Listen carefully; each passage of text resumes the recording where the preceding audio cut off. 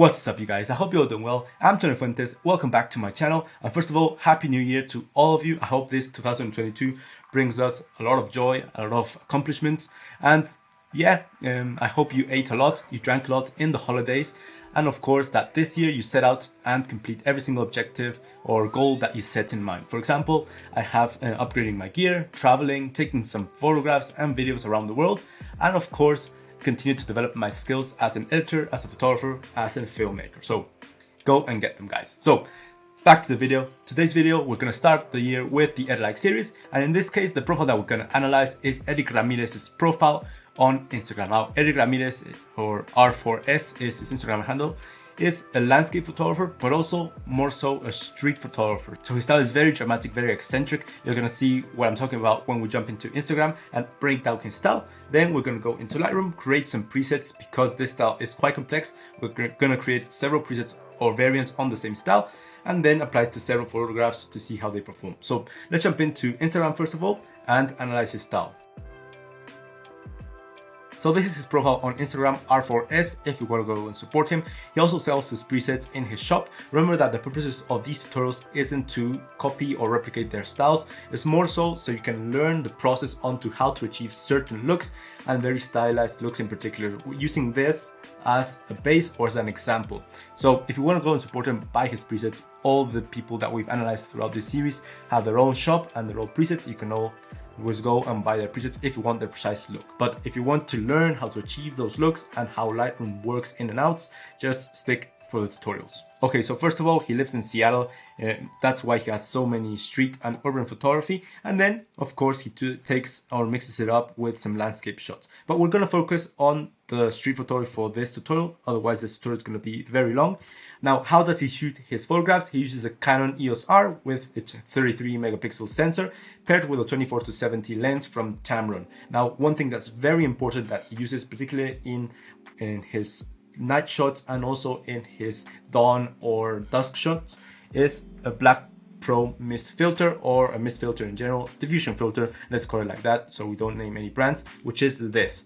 Now, in essence, what a diffusion filter is a piece of filter that has some imperfections in the glass. Now, these imperfections create a more soft image, more like mimicking the style of film cameras, but also it creates a diffraction effect in the lighting scenarios. So if we click on any image shot at night that he has, we can see that the highlights or the lights in general have this halo effect or this halation effect, bloom effect around them. And some of you gamers know it as bloomers or your renderers. Here we can see that every single reflection has this glowing effect around it, and that's done with a diffusion filter. He uses the Freewell mist filter, which is in essence what I have here. This one is also for Freewell, and if you don't know what it does, I'm just going to make a quick example with my desk lamp over here so you can see differences with using it and without using it. Okay, so here we have my desk lamp. I'm going to put it up and just pay attention to the borders of image and the borders of the light over here and the cone, which is a very defined edge. But what happens when I put the Pro Mist filter or the diffusion filter on top? It's going to slide in, and now we can see that those borders are more diffused and the light in general has this halo effect, which is bleeding out all the light or the yellow cast around the image, making it a lot more soft and with this halo or glowy effect. Okay, so that's the diffusion filter, and he uses it every single time that he can, when there's lights out, when the lights are turned on, or at night shots. Now, talking about when he shoots his photographs, most of them, all of them are in overcast days when the light is already sitting down, and also at night. So that's the thing that we have to remember. He also shoots some photos in golden hour, but that's a bit of an exception. Now, let's start off by clicking on an image over here so we can see what he does. Now, his images are very good, guys. First of all, just look at this one. We have a very nice composition on this image shot on field. First of all, we have this diagonal line splitting the image basically in half with the warmish tones in the bottom and the cool tones at the top. So he's creating a composition where we have this line created by the buildings, creating a split image just by the middle, and then he adds some color contrast on top of that contrast that we have on the natural image. He adds those bluish tones or those cool tones in the highlights, and then in the bottom part he adds all the warm tones. So the composition on this image, color-wise and also form-wise, is very good. Now, if we zoom in, we can see that the reds, all the reds are turned in towards the orangey tones, and all the oranges and yellows are tending towards those brick-like colors. So he tries to make a more of a same type of color, same type of palette, very close by with these three tones, so they're not too different from each other, and they act as one single block in the images. Now in the shadows, I don't see any cast really added in this image in particular, but in the highlights we do see this aqua or mint light color added towards all the highlights. Now I'm talking about all the highlights because if we zoom in to this white wall over here or the cars, you can see that they do have that greenish cast on them. So it's not only to the sky or to the blues. Now talking about the blues, they're completely desaturated. Here you can see the sign over here that says Western Avenue. It should be blue, it's completely desaturated. All the colors are kind of gone with the exception of the warm tones. Okay, another image, once again, he uses that composition to create that contrast in the image and also in the color. So we have this image again split by half by this diagonal line over here, using the perspective of the street. And here we have everything below it with the warmish tones, everything above it with the cold tones. Now once again over here, the bricks, you can see that the bricks aren't in their natural color, they're a bit more towards the oranges. Again, that's done in the calibration and also complemented with the HSL. Now as you have the image zoomed in, I can see that film grain is added in the post edition, which makes it a very organic, a very nice texturized look to this image. Another image almost with the sun setting in an overcast day. Once again, we have that diagonal line, once again creating that nice composition and those bluish tones in the sky. But also we can see that the greens are completely gone. They're desaturated and also the luminance is turned down, so they're a bit more dark than usual. So we don't have any greens distracting the image. We're more concentrated in that teal color in the sky and that orangey tones in all the highlights on the lights and the brick walls. Over here, once again, the brick is acting as a color contrast with the skyline over here. Just look at this bike over here, which is basically a really fluorescent type of orange that's done also in camera calibration. That's the biggest hint that he's given me, that he alters camera calibration to achieve this look. Now, sometimes he alters from his style, which is a bit drastic, a bit dramatic and exaggerated with those greenish and aqua tones, to a more natural look. For example, here, we don't have any cast in the highlights. We do see that blooming effect, how the light is really bleeding out into the sign over here or to the roof, and basically it's that glowing effect created with the freewheel glow mister. Here we can see that he does use the freewheel glow mist, which is the one I have, paired with his gear. In essence, what he does before he adds that cast in other images, he just adds the camera calibration. Here you can see that the reds of the gate are turned towards the oranges, the blues are turned towards the aqua. So that's the thing we have to remember. Again, look at this image and look how the lights have this glowing effect created by the mist filter. Once again, they're basically just big meshes, like if it was a very foggy day, but it's not a foggy day because we can see the background over here. If it was a foggy day, we would see a lot of loss of contrast and ghosting in the background. Yeah, this is just the glow mist filter making its effect. So he does shoot a lot of landscape photos, but we're just going to concentrate on the street photography because, well, purposes of time, we don't want to make a very exaggerated long tutorial. Now we look at this image here, we can see that in the night photography, he adds that green cast to the shadows as well. Because if we added just the green cast into the highlights, yes, we would see that green cast over here in the light in the interior of the station, but we wouldn't see it in the sky or in the snow, which is considered into the shadow parts of this image. It's a very dark image. Now, once again, this red sign, the public market, is turned towards the oranges. Basically, it's a fluorescent color oranges. It should be red, really, it should be red. And because he's added that green cast into the shadows and into the highlights, the interior lighting, which my guess is that it should be a warm light, a very incandescent light, it's completely green. Yeah, that's something that we have to remember. Now, talking about that image, I found it in his preset shop with a before and after, which really gives us a hint onto what he does. Here we have the original image at the right, and again, everything is a bit reddish with the cast. That's because this public market sign is really bleeding all this light and illuminating everything with this warmish tone. But then he changes it completely towards the greens in the shadows, greens in the shadows, greens in the highlights, and again, what he does in camera calibration alters the red into this orange tone. Yeah, so sometimes he goes for more of an aqua-like color, sometimes he goes for a very vivid green. Here we have, once again, in this night shot, the green tone really start to pop up. In the original image, the mist effect or the mist filter is really making the whole image look a bit more warm. But once he adds that green cast into the shadows and into the highlights, of course, everything turns towards the green. The only part that he doesn't add any green is in the midtones. This is in the day, and we can see the difference. Here we had that greenish cast, very vivid green. Now we have more like aqua color or more like a teal color into the sky. And yeah, in this case, which is an image shot in the day, he doesn't use any cast into the shadows. That's only reserved for the night photography. Here we have those trees with no green at all. They're completely desaturated and dimmed down. Again, the blues desaturated once again in the signs over here. And that mist effect with all the warmish tones really in the same range, and that aqua or teal color in the highlights.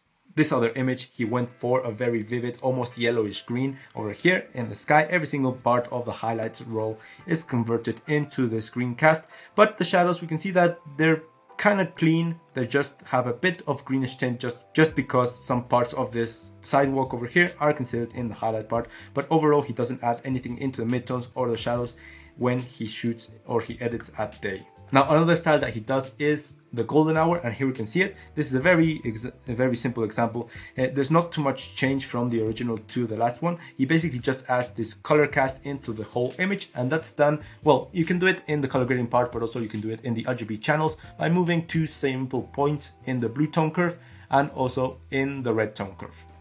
Yeah, so his style really repeats itself throughout his feed. He just alters in day shots, for example, from the teal color towards a more greenish cast sometimes, but it's basically the same thing. What we want to do is first create that contrast that he has, that very nice contrast, by pulling down the blacks and pulling down the highlights so we have a bit more information, a very dark and contrasty, very natural like image. Then what we want to do is nail down the colors in camera calibration HSL. Remember, we want to desaturate basically every single color minus the warmish tones. And then in camera calibration, we want to make all those warmish tones tending towards the brick-like colors, the brick-like oranges in a very similar palette. And then finally, what we want to do is add that cast, whether it be that greenish cast into the highlights or that aqua cast into the highlights, or also in the shadows for the night shots. So let's jump into Lightroom and edit this style, guys. But just a little reminder before we jump into the editing part, that all these presets that we're going to create are going to be added into the Erick preset packs. The desktop and the mobile versions, both of them are going to be added alongside all the presets that we've created throughout the series, including Peter McKinnon, Alan Palander, Ray Lives, Pau Clavero, Monaris. All of them are in those preset packs in case you want to support me. Also, you can browse around my shop where I have all my personal presets and LUTs that I use every single day for my Instagram, for my photos, for my videos, in case you want to support me and ensure I can continue to do this for the foreseeable future. Having said that, let's jump into Lightroom. Okay, so once in Lightroom we have all these images, and we have some at night to create that preset for the night shots with those greenish tint in the shadows. Then we have some in overcast days, and then finally we have some that are dusk or more ready for the golden hour preset over here. So let's start off by editing this one and go to the develop tab. Okay, so here we have this image. First of all, I'm just going to correct a bit of the rotation to make it, yeah, it's much better now. Now, what we want to do first is create that exposure that he has, that nice contrast. So first of all, remember that while balancing exposure and contrast, I like to leave them at 0. So these are the values that I've not added into the preset, so we can alter them depending on the situation on the image shot.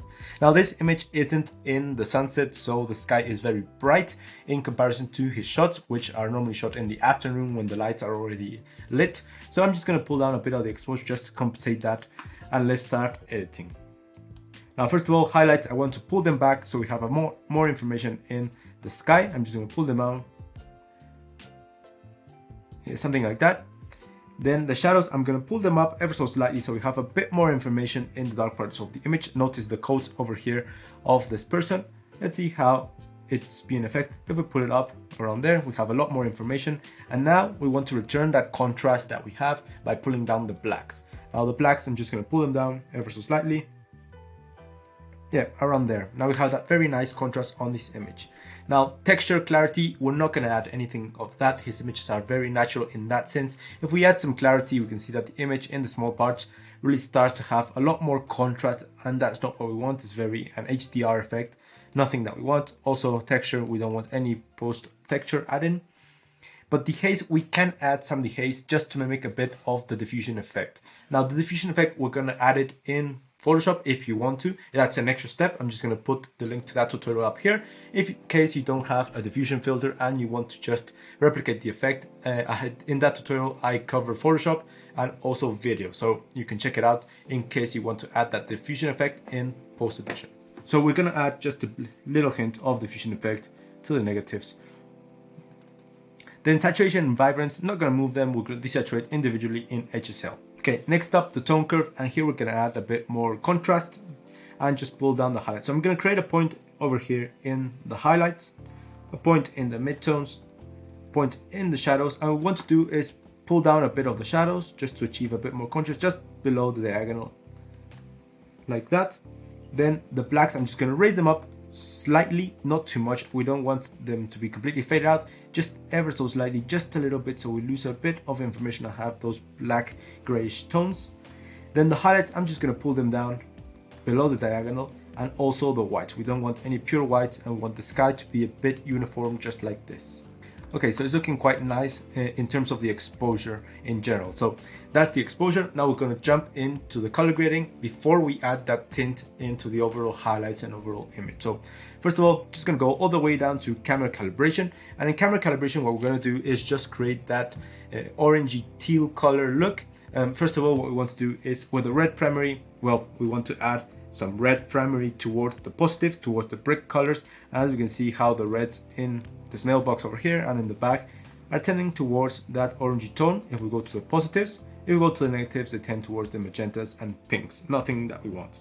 So I'm going to go to the positive slightly towards the 25-26% and then add some saturation around the 5. I don't want to go too far on the saturation because by altering the primary colors, what we're altering is every single pixel which composes this image. So if I go all the way down to the 100, every single color that has in larger or less sense a bit of red is going to be really highlighted. So I'm just going to leave it on 5%, so the changes are too drastic.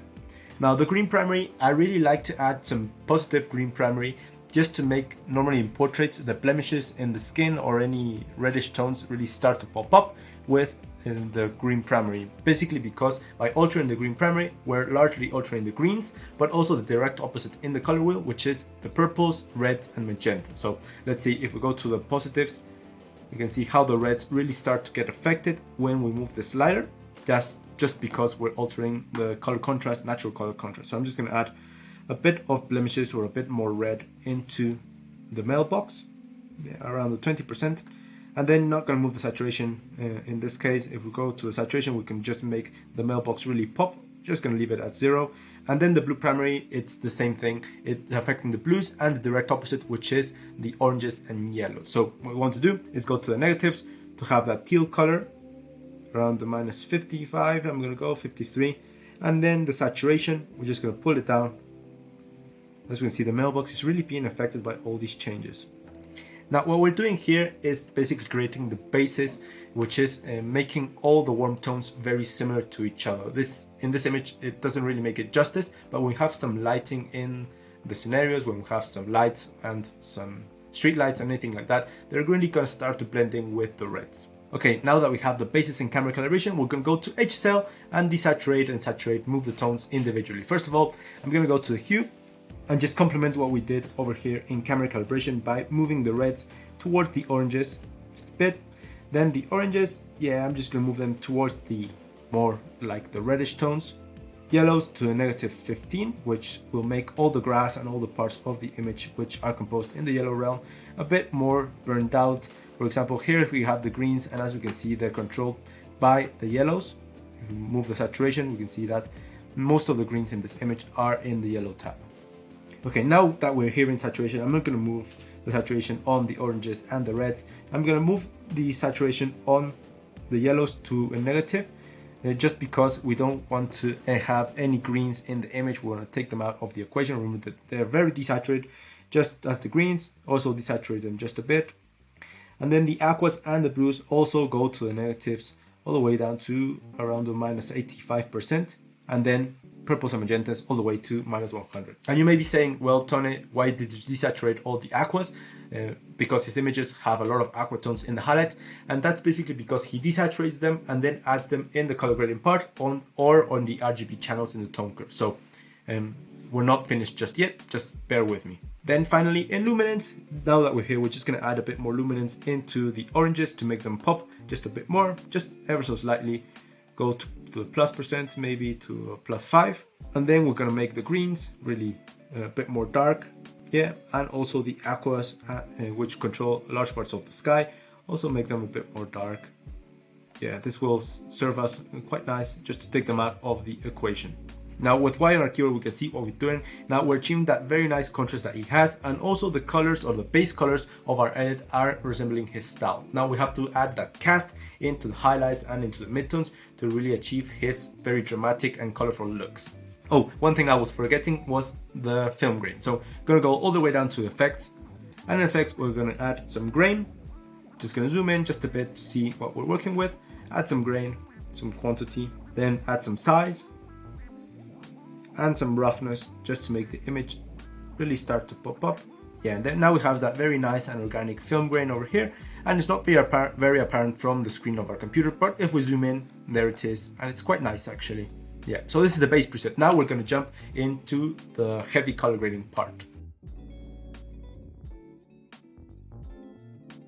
Okay, so first of all, let's try to replicate the aqua tones in the sky. Then we're going to go into the greens, maybe create the green preset for night and also the golden hour. So we're going to create in total 4 presets today. For the aquas, what we want to do is maybe add some tones into the highlights. For example, I want to add a color around the aquas, something like around here. Here we can see the values that are popping up. If we zoom in, here are the values that we're selecting for the tone. Then saturation, I'm just going to go all the way down to the +100, and as you can see, the sky is now turning towards the aquas. And then also we can just move the balance because a lot of the paving over here is being painted also with the aqua tones. We'll just move the balance, basically telling Lightroom that not all the images in the highlight realm, for example, if we go to the positives, we're saying that every single part of the image is in the highlights. If we go to the negatives, we're saying that every single part of the image is shadow. And of course, we don't have any cast in the shadows right now, so it's basically non-saturated. So I'm just going to pull it down slightly to around there until the blue tone disappears from the street. Now you may be saying, well, yeah, it's looking quite nice, but still it's not quite as saturated as in his images. Yeah, we can also complement it by adding the same color around in the midtones. Just going to add it. It was 177, I think, and just add a bit of saturation to a +23. Yeah, and now it's a bit more saturated, but it's just not enough. Maybe we have to go into the RGB channels to really nail down this effect. So I'm just going to deactivate color grading for the moment. Just click on this button over here. Now it's deactivated, and I'm going to go all the way to the tone curve once again. Now in the tone curve, what we have over here are the RGB channels. Now if you don't know anything about the tone curve and you want to nail down and know what all these channels do, you can go and check out my video that I did on the tone curve over here. There I cover all the RGB channels and all the curves and how to use it. So first of all, what I want to do is that aqua tone. If we look at the red tone curve over here, we can see that in one side we have the reds, in the other side we have the cyans. So what we want to do is just make a mixture of the cyans with the greens and with the blues to create that aqua effect. So we're going to move all 3 channels. So first of all, the reds, here we're going to create a point in the midtones to start off, a point over here in the middle, and then a point further down below. Now all these points are just going to create anchors so we don't move every single part of the tone curve. So for example, if we don't have this one, if we move the highlights up, we can see how this part of the tone curve is moving above the diagonal into the red tones, and that's why we have some red tones appearing in the midtones. That's not what we want. What we want to have is a more rigid tone curve in the lower part, in the shadows, as we're not adding any cast into the shadows. So I'm just going to create a point over here in the highlights, and I'm going to pull down the white towards the cyans. Going to pull them all the way down over here, pull also the highlights, maybe a bit more.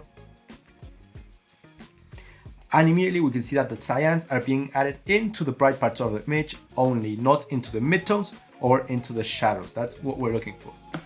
Now I'm going to copy this points that we did. Just right click it and select copy channel settings. We're going to go to the green tone curve over here. I'm going to paste them, but now we've added some purple into the tone curve because we're altering the colors all the way down to the tone curves. That's not what we want. We want it towards the greens. So I'm just going to use these points as a reference. I'm just going to move the point of the highlights ever so slightly up of the diagonal, and then the whites again just slightly above the diagonal, just like this. And now they're mixing in with the cyans that we added in the highlights, creating this effect. Now it's a bit too green. Now we want to add is some deep blues into this composition to make them really turn into the aqua tones. So for that, we're going to go to the blue RGB channel.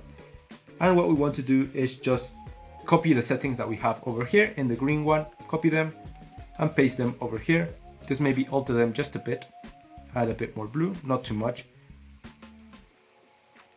Just like that, play around until you have the values that you want. And now we have a bit more of that aqua tone in the sky or in the highlights only. And with wire here, we can see the before and after. And now we've added that nice contrast, those tones that he has in the colors in general, but particularly in the highlights, we've added that aqua tone that he has in most of his photography in the overcast day.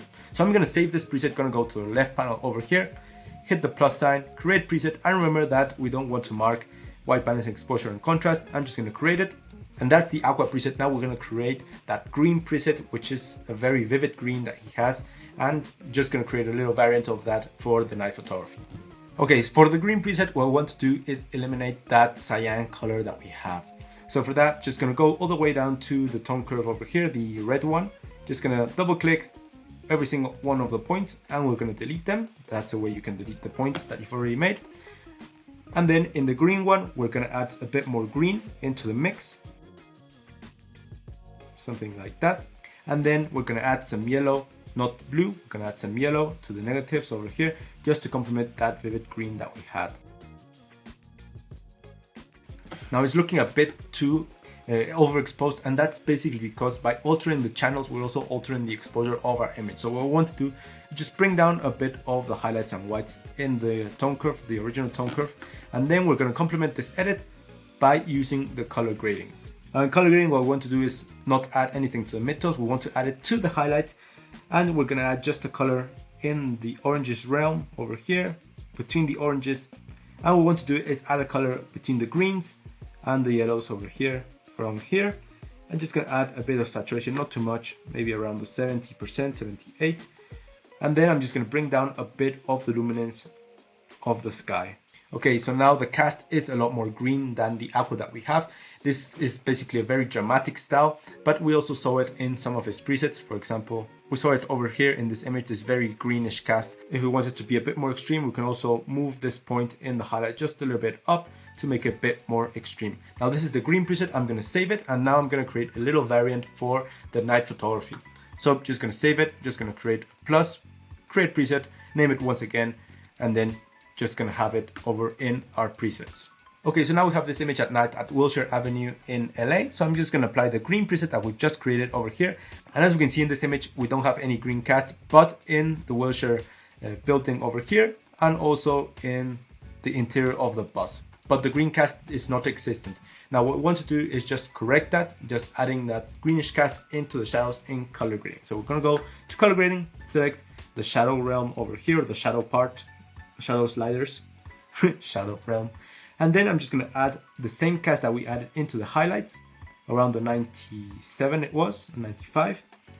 Add a bit of saturation and just look at the image, how it starts to transform into this greenish tint. We don't want to go to the extreme. I'm just going to leave it around the 35%, which will be enough. And now we have that greenish cast into the shadows. Now we can obviously do this same effect with the aqua preset, just to make an aqua tone for the shadows for the night photography, but it's basically what we're looking for. Now looking at this image, we have a lot of bright spots over here. We want to add some dehaze. As you can see, if we add some dehaze, it basically adds this mist effect, or something like the mist effect over here. Just add it just a bit to make the lights glow just a bit more. Remember that we can also complement this edit with Photoshop to make that mist effect really pop up. So again, that video is up here in the cards. So this is basically the night effect. I'm just going to save it, and now I'm going to move forward and create another variant of the style. I'm going to create the golden hour style. Okay, so we have this image over here in a sunset. It's perfect for the golden hour. First of all, I'm just going to look at the preset that we've already created to see what they do. Here we have the aqua, and as we can see, the sky turns into towards this aqua tone, and we have those warmish tones. Then the green has this greenish, very dramatic style over here, again maintaining those warmish tones. And then the night green, well, it adds that cast into the shadows as well. Now what we want to do is maybe use the base one. Let's use the green one. Then I'm just going to erase every single point in the channels, in the color channels. I'm just going to leave this one, which is our basic exposure. And I want to eliminate also everything from the color grading, so it's not affecting this image. So I'm just going to delete them completely. And what I want to do is in the channel tone curves, create that orangey tone.